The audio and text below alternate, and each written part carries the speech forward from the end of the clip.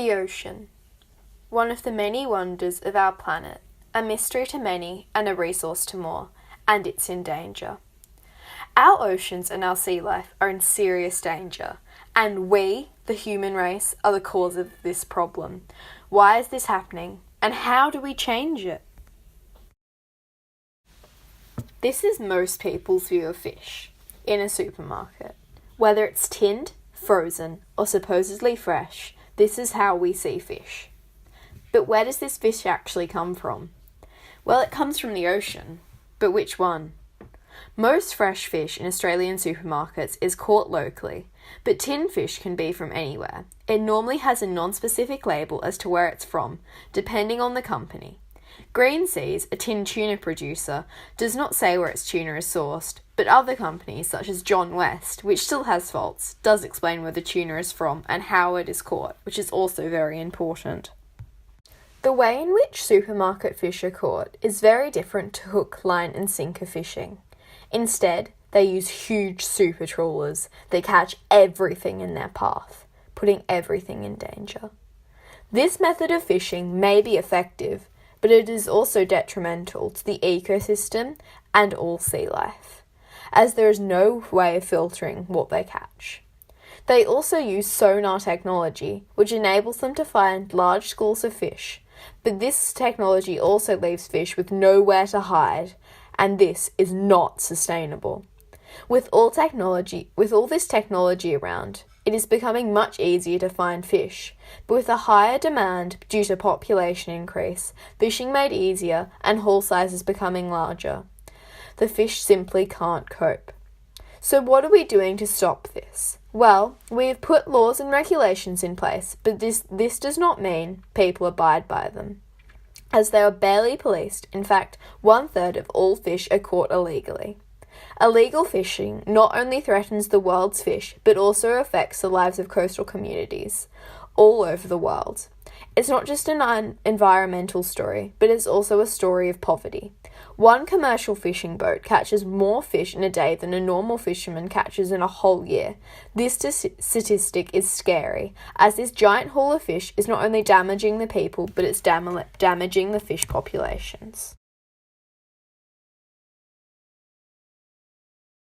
Catch size is going down, and large fish are becoming more and more scarce.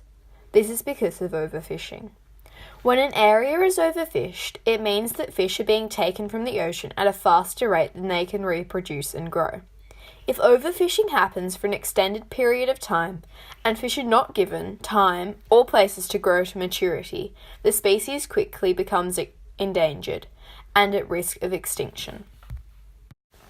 In order to get a better understanding of the issue, we interviewed some experts in the matter of overfishing and ocean health. Madison Stewart, also known as Shark Girl, is a young entrepreneur filmmaker that makes films about the ocean and spreads the message of the importance of our healthy ocean. She was inspired to help the ocean because she was seeing the ocean being destroyed and wanted to get involved. Along with filmmaking and educating people, Madison is also very plastic aware.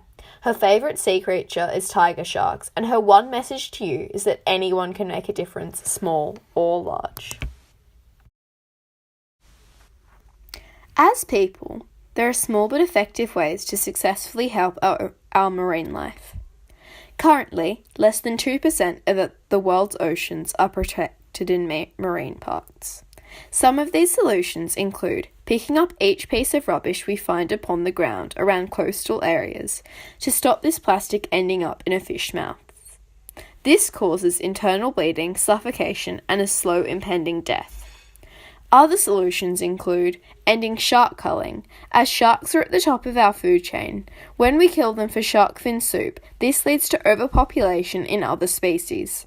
The more fish means the more fish we catch. We need to nip this issue in the bud, starting with the sharks as our problem. It's starting there. Shark culling should be banned. Another way to stop permanent extinction is to place a restriction on the amount of fish big companies can catch. An effective way of doing this would be to put a weight gauge on each net. If the fish exceed over the selected amount of weight, then the fishers should be fined and will have to place the fish in the water.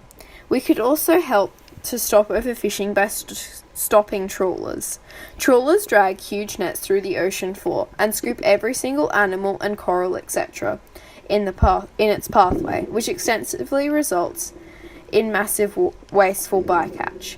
Dead fish are returned to the sea, as they were the target fish intended on being caught. Trawling needs to be banned outright. In summary, more no-catch zones essentially need to be created to allow fish populations and their ecosystems to replenish themselves, to ensure fishing for future generations. The ocean doesn't have a voice. We need to speak for it.